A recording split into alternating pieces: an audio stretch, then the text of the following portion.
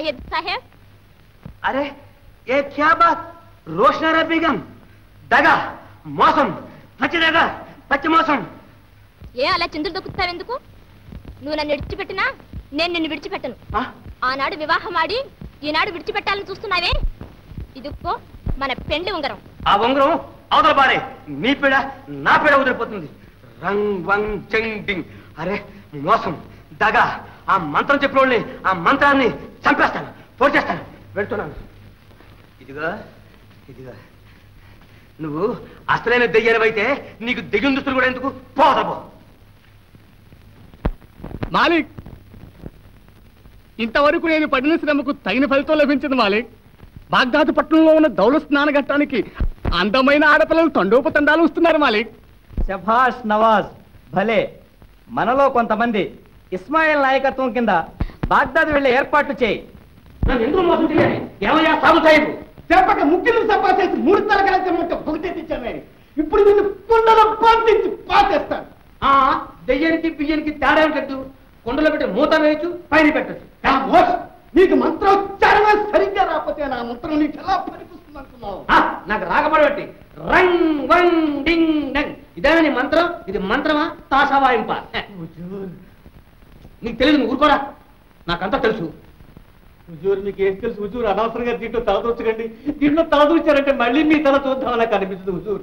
సాగు సాగు పాపం వచ్చిందంటే హుజూర్ అంత వేళాకోళంగా ఉంది. మంత్రదండం తీస్తా.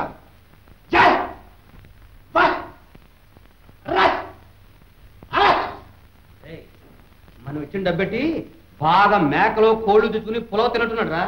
మన ముందు కప్పున్నాం, దూరంగా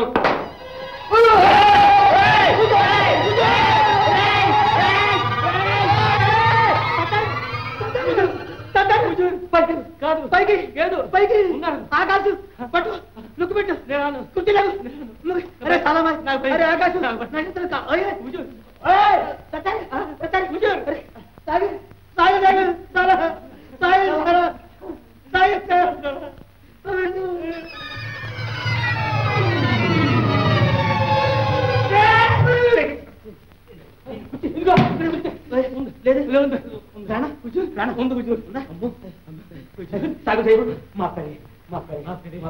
నాకు తెలియదు. నువ్వెంత గొప్పడు అని నాకు తెలుసు. నేను చెప్తే ఇన్నావా?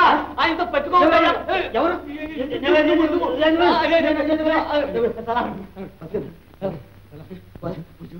పైకి రానంటారు కదా, నువ్వు పైనుంచి మళ్ళీ అట్లా వచ్చావు.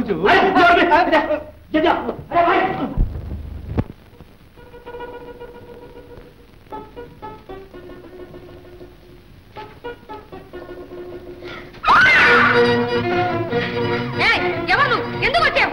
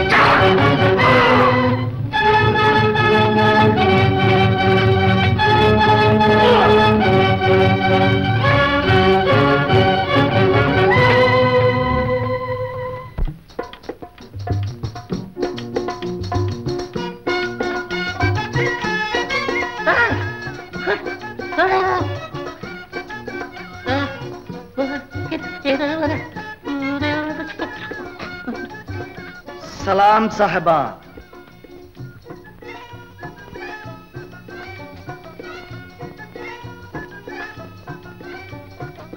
దయచేయండి.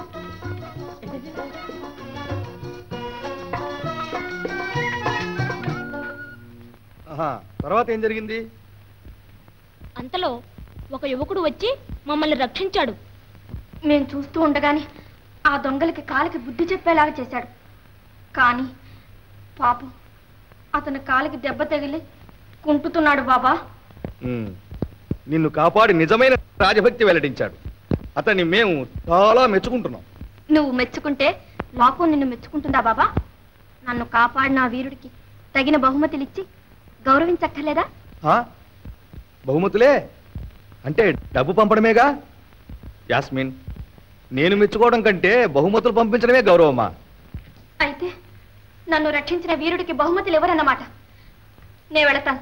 ఉండు, ఏదో పంపిస్తాలే. దావూద్, అలంపన. అమ్మాయి, ఆ యువకుని పేరేమిటి?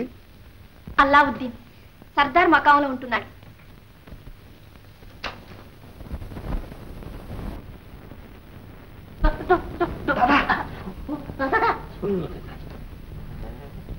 అస్సలాము అలైకుం మాలిక్. దొంగల చేతిలో పడకుండా రాజకుమారిని కాపాడినందుకు మా సుల్తాన్ వారు ఎంతో సంతోషించారు. మీరు చేసిన మేలు గుర్తించి ఈ బహుమానాలు పంపుతారు. అవసరం లేదు. ఆనాడు ఇదే రాజకుమారిని చూచినందుకే కొరడా దెబ్బలు కొట్టించాడు. ఈనాడు బహుమానాలు పంపించాడే. బహుమానాలు తీసుకుపో. ఇంటికి వచ్చిన ధనాన్ని కాలదనుకుంటే అన్నోదకాలు పుడతాయట్రా.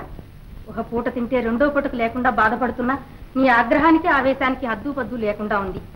సరే, నీ ఇష్టం వచ్చినట్టు చేయమ్మా.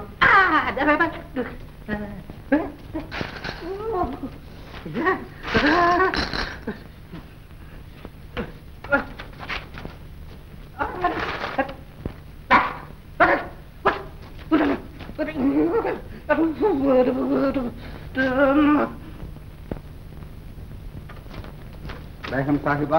రా దావుద్, బహుమతులు తీసుకువెళ్ళావా? వారు పుచ్చుకున్నారా? ఏమన్నారు? బహుమతులు అసలే అక్కర్లేదన్నారు. కానీ వారి అమ్మగారు ఎంతో చొప్పగా పుచ్చుకున్నారు. సరే.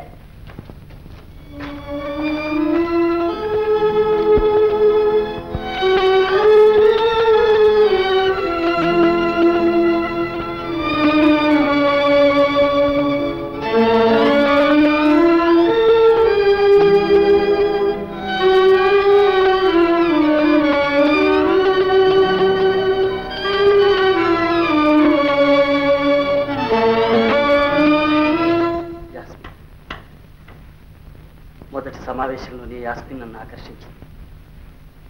రెండవ సమావేశంలో నా హృదయాన్ని ఆక్రమించింది. మూడవ సమావేశంలో పెళ్లి చేసుకుంటుంది అంతేనా?